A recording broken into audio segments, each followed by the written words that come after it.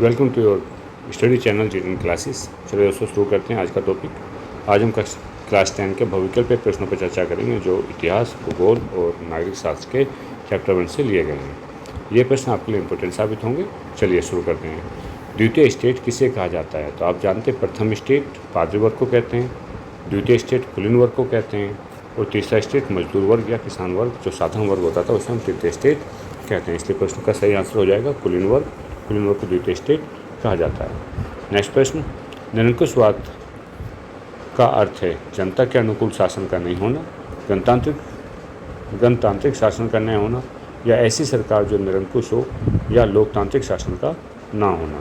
तो मेनली निरंकुशवाद जो option C है इसे सही साबित कर रहा है कि ऐसी सरकार जो निरंकुश हो, जिस पर किसी का जो सरकार निरंकुश है मतलब वो किसी के भी अंकुश को नहीं मानती हो तो उसे निरंकुशवाद कहते हैं। चलिए अगला प्रश्न है। प्रश्न कई बार आपसे पूछे जा चुके हैं। प्रश्न है फ्रोडिक शोरियो कौन था? पुर्तगाल अर्थशास्त्री था या जर्मन दार्शनिक? आप सभी जानते हैं फ्रोडिक शोरियो फ्रांसीसी चित्रकार था जिसने 1848 में 4 चित्रों की एक श्रृंखला बनाई थी। अर्थात फ्रांस के अंदर जनतांत्रिक को यानी कि राजा की पूर्ति को आगे बढ़ाने के लिए, राष्ट्रवादी भावनाओं को आगे बढ़ाने के लिए तो उसने 1848 में 4 चित्रों की एक श्रृंखला प्रदर्शित की थी। अगला प्रश्न है वियना संधि कब हुई थी? वियना संधि पहले कई बार आपसे पूछ चुका हूँ, 1815 में हुई थी। वियना संधि के दौरान जो आपका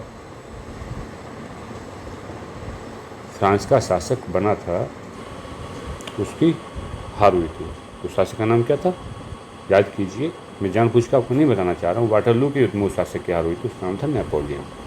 नेपोलियन की हार हुई थी कब हुई थी? 1815 ईस्वी में। अर्थात नेपोलियन के जीवन का अंतिम युद्ध 1815 में लड़ा गया था। उसके बाद वियना संधि इम्प्लीमेंट की गई थी। चलिए अगला प्रश्न देखते हैं। टैली किसे कहा जाता है? टैली कहते हैं भूमि कर को। टैली किसे कहते थे? भूमि कर। तो भूमि पर जो कर दिया जाता था उसको टैली कहा जाता था।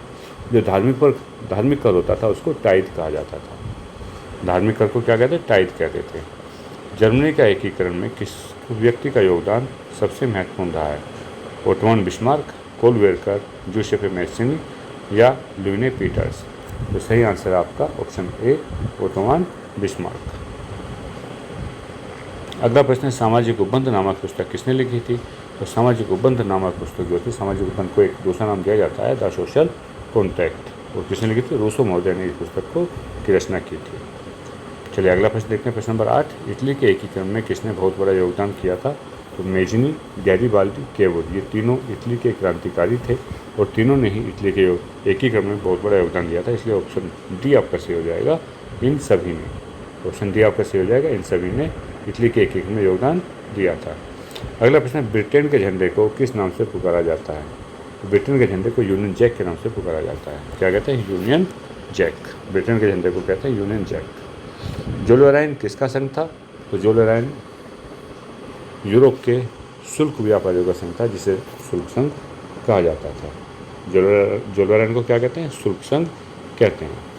गलती से भी किसानों का या व्यापारियों का संघ नहीं करना है। जूल वेर्न किसका संघ था? जूल वेर्न एक शुल्क संघ था। उदारवाद, लिबरलिज्म का क्या अर्थ है? उदारवाद का अर्थ है आज़ादी, लिबर्टी मीन्स आज़ादी। प्रथम स्टेट के कौन थे? प्रथम स्टेट मैंने आपको अभी बताया था। प्रथम स्टेट किससे था? पादरी से था। प्रथम स्टेट किससे था? पादरी वर्ग से संबंधित था। कलाकारों द्वारा नारी युवकों को आविष्कार कब किया गया था? चित्रण कब किया गया था? देश को एक छवि के रूप में कब चित्रित किया गया था? 19वीं शताब्दी में देश में नारी रूपक का आविष्कार किया जाने लगा था। अर्थात कलाकार नारी रूपक एक छवि बनाने लगे थे। कब? 19वीं शताब्दी में। अगला प्रश्न है क्रांति के बाद नाप तोल की कौन सी प्रणाली लागू हुई थी? तो क्रांति आने के बाद नाप तोल की जो मीट्रिक प्रणाली थी, मीट्रिक प्रणाली लागू हुई थी। कौन सी प्रणाली लागू हुई थी? मीट्रिक प्रणाली। Option C is the right answer.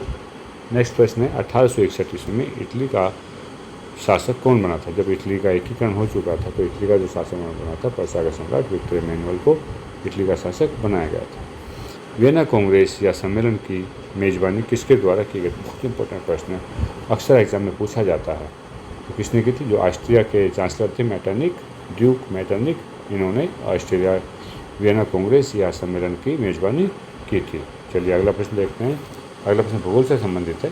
संसार का सबसे कीमती संसाधन कौन सा है? जैसा आप जानते हैं कि संसार में सबसे कीमती संसाधन कौन सा होता है? खनिज पदार्थ। जो मिनरल्स होते हैं, खनिज पदार्थ होते हैं, खनिज तेल होते हैं, ये संसार का किसी भी राष्ट्र के लिए सबसे कीमती साधन होता है। दूसरा प्रश्न है, कौन प्राकृतिक संसाधन नहीं है? वन, नदियाँ, खनिज, नगर। यहाँ पे एक ऑप्शन आता है, ऑप्शन बी नगर। नगर आपका क्या प्राकृतिक संसाधन नहीं है। हम जो मकान बनाते हैं नगर में या गांव में, ये मकान भी या हमारे रहने का निवास स्थान है, यह भी प्राकृतिक संसाधन नहीं होता है। अगला प्रश्न है, किस प्राकृतिक संसाधन का भंडार सीमित है? सीमित अर्थात लिमिटेड है। तो अब देखिए ऑप्शन देखिए, सौर ऊर्जा। सौर ऊर्जा अनलिमिटेड है। पानी महासागरों में भरा हुआ है तो साधन काफ़ी है, भंडार काफ़ी है। हाँ, यदि शुद्ध पानी आता, पीने का जल होता तो वो सीमित हो जाता। हवा आत्मसुन में बहुत है, लेकिन खनिज तेल, इनका जो संसाधन है, इसका भंडार है, वो सीमित है। चलिए अगला प्रश्न देखिए, प्रश्न नंबर 4, इनमें से कौन मछलियों के अस्तित्व को खतरे में डाल सकता है? वर्षा जल से मछलियों को कोई नुकसान नहीं होगा, सागर जल से नहीं होगा, मानव निर्मित बांध इससे नहीं होगा। लेकिन जो दूषित जल है, पोल्यूटेड वाटर है, पोल्यूटेड वाटर होने के बाद मछलियों को ऑक्सीजन नहीं मिल पाएगी, तो इसलिए दूषित जल मछलियों के अस्तित्व को खतरे में डाल सकता है। अगला प्रश्न, ज्वारीय ऊर्जा किस प्रकार का संसाधन है? तो आप समझ सकते हैं, ज्वार बार बार आते रहते हैं। ज्वारीय ऊर्जा नवीकरणीय प्रकार का संसाधन है। जो भी ज्वारीय ऊर्जा होगी वो नवीकरणीय, ज्वार आते रहेंगे, ऊर्जा का उत्पादन होता रहेगा, जो कभी फिनिश नहीं होगा। अगला प्रश्न है, लौह अयस्क किस प्रकार का संसाधन है? लौह अयस्क जो है वो अनवीकरणीय प्रकार का संसाधन है। यदि हम ज़्यादा मात्रा में लोहे का यूज करेंगे तो उसको बनने में लाखों वर्षों का समय लगता है। इतना समय मानव के पास नहीं है, इसलिए अनवीकरणीय संसाधन है। अगला प्रश्न है, सागर तट से कितने किलोमीटर तक के महासागरीय क्षेत्र में पाए जाने वाले संसाधन किसी देश की राष्ट्रीय संपत्ति है? तो इसका आपका सही आंसर होगा 15.5 किलोमीटर। कितना होगा आंसर? 15.5 किलोमीटर इसका सही आंसर होगा। अगला प्रश्न, तट रेखा से कितने किलोमीटर तक का महासागरीय क्षेत्र किसी देश का अपवर्जक आर्थिक क्षेत्र माना जाता है? सही आंसर होगा 200 किलोमीटर तक। कितना? 200 किलोमीटर का क्षेत्र किसी भी देश का अपवर्जक आर्थिक क्षेत्र माना जाता है। प्रश्न नंबर 9, शीशम कौन सा संसाधन है?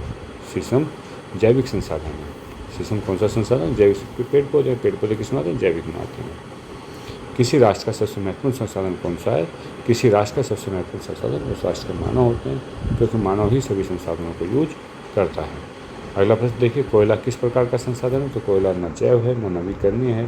कोयला अनवीकरणीय संसाधन आता है, कैसा है? अजैव संसाधन है। जब वृक्ष या पशु मर जाते हैं, मरने के बाद उसको ज़मीन में दबे रहते हैं, हजारों लाखों सालों बाद में जब वो ज़मीन में दबे रहते हैं, उसके बाद कोयले का निर्माण होता है, अवशेषों से निर्माण होता है, तो इसलिए कोयला अजैव संसाधन है।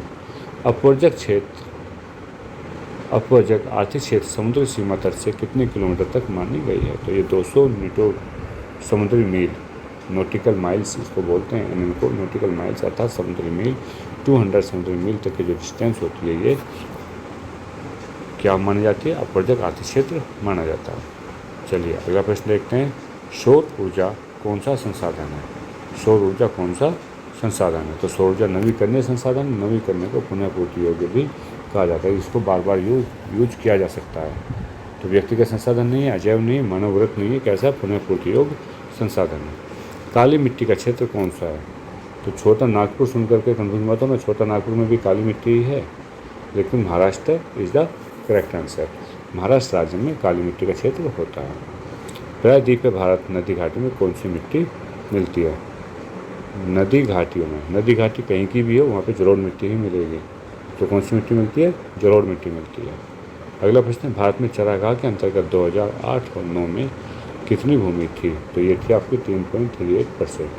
कितनी थी? 3.38%, 3.38% भूमि चरागाह के अंतर्गत आती थी तब 2008-9 के अंतर्गत।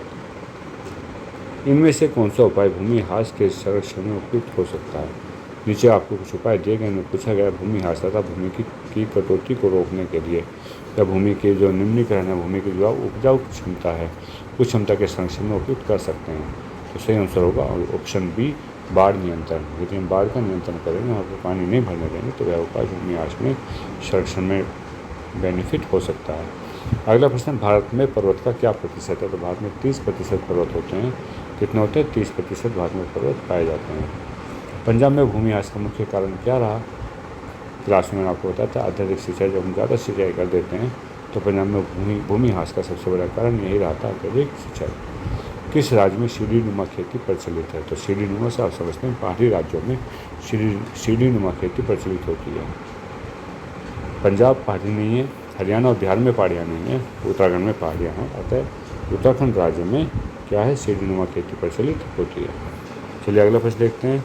सत्ता में भागीदारी क्यों महत्वपूर्ण होती है? ये पॉलिटिक्स से है, राजनीति शास्त्र से है, ध्यान से सुनेंगे। सत्ता में भागीदारी क्यों आवश्यक होती है?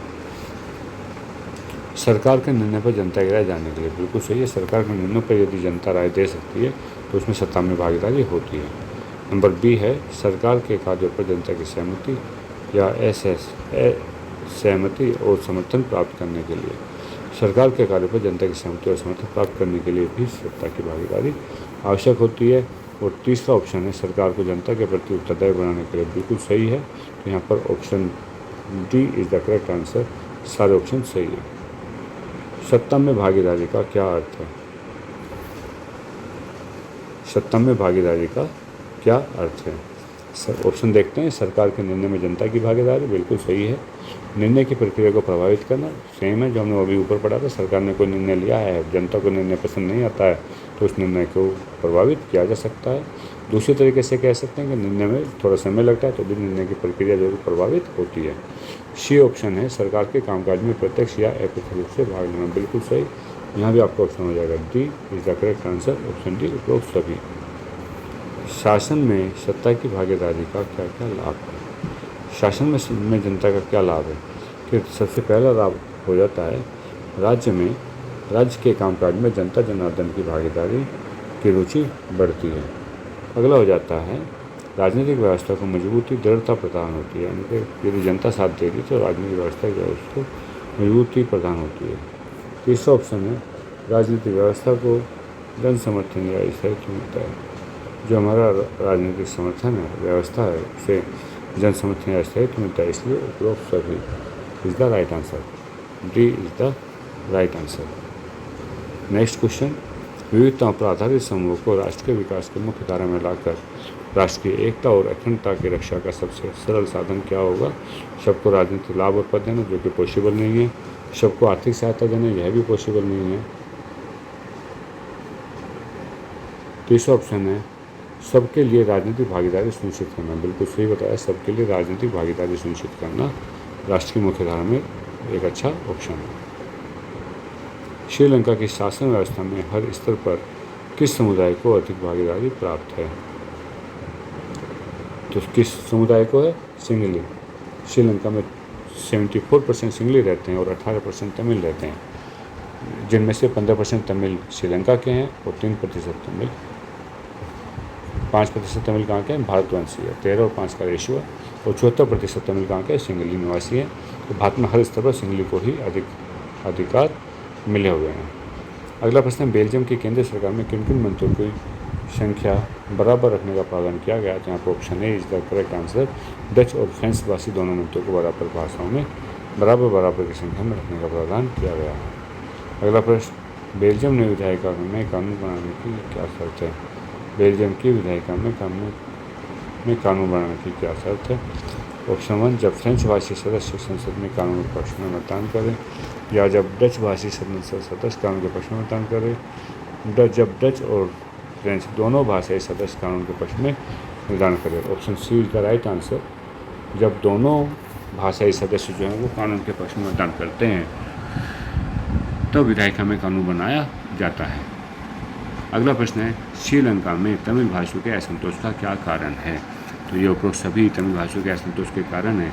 आप देखेंगे नंबर 1, अल्पसंख्यक तमिलों के हितों की अनदेखी है, या तमिलों को सत्ता में कम भागीदारी दी गई है, या सिंगलियों को शासन के अधिक क्षेत्रों में भागीदारी है। तो उपरोक्त सभी कारण हो जाते हैं जिससे तमिल भाषियों के बीच में असंतोष बना हुआ। क्वेश्चन 9, भारत में नागरिक भागीदारी के प्रश्न का समाधान किस सिद्धांत पर किया गया है? तो यह किया गया है आपका अवसर की समानता पर। संख्या बल और धर्मनिरपेक्षता दोनों एक साथ नहीं हो सकती, इसलिए अवसर की समानता पर बल दिया गया है, अवसर की समानता। अगला प्रश्न देखिए, कौन सा देश की सत्ता में भागीदारी का श्रेष्ठतम प्रतिमान है? भारत, बेल्जियम, श्रीलंका और बांग्लादेश। तो आपने देखा था चैप्टर में, बेल्जियम सत्ता में भागीदारी का श्रेष्ठतम प्रतिमान है, श्रेष्ठतम उदाहरण है। अगला प्रश्न, शक्ति पृथक्करण किसे कहते हैं? शक्ति पृथक्करण देश के बीच में क्षैतिज वितरण, शक्तियों का क्षैतिज वितरण शक्ति पृथक्करण कहलाता था। विधायिका, कार्यपालिका और न्यायपालिका में जो शक्ति का विभाजन किया जाता है उसे हम शक्ति विभाजन कहते हैं। चलिए अगला प्रश्न देखिए, न्याय और संतुलन से क्या अभिप्राय है? न्याय और संतुलन से अभिप्राय है विधायिका, कार्यपालिका, न्यायपालिका का एक दूसरे पर नियंत्रण और संतुलन, अर्थात option C is the right answer. तीनों अंगों का एक दूसरे पर नियंत्रण और संतुलन जो होता है, ये नियंत्रण और संतुलन से अभिप्राय है। भारत के सत्ता में वितरण के उद्देश्य से कितनी सूचियाँ बनाई गई है? तो option C is the right answer. 3 सूचियाँ बनाई गई है, केंद्रीय सूची, राज्य सूची और समवर्ती सूची। अगला प्रश्न, अल्पसंख्यक समुदाय की सत्ता में भागीदारी सुनिश्चित करने के लिए भारत में क्या उपाय किए गए हैं? आरक्षित निर्वाचन क्षेत्र की व्यवस्था की गई है। अल्पसंख्यक समुदाय के लिए क्या है? आरक्षित निर्वाचन क्षेत्र की व्यवस्था की गई है, उनका जो निर्वाचन क्षेत्र है उसको आरक्षित किया गया है। अगला प्रश्न, बस ठीक है, यहाँ तक आपके प्रश्न समाप्त होते हैं। इन प्रश्नों की आप तैयारी कर लेंगे, ये प्रश्न आपके आने वाले एग्जाम में हेल्पफुल सहायक होंगे। वीडियो पसंद आई हो तो लाइक और शेयर करना ना भूलें। Thank you for watching.